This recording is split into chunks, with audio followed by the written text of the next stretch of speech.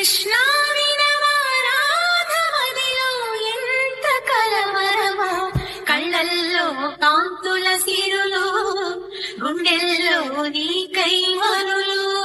దూర వెన్నెలలో సారు వేళలో కన్నె రాధ కదిలే, మధుర రాగమొకటాలకించి తన ప్రియుని కొరకు వెతికే.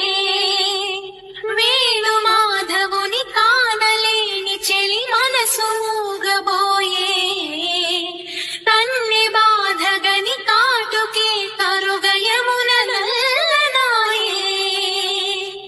కడలిలోని కెరటాలే ఎదను దాటు విరహాలై, ఎంత కలయ చూచిననో కానరాడే మాధవుడు.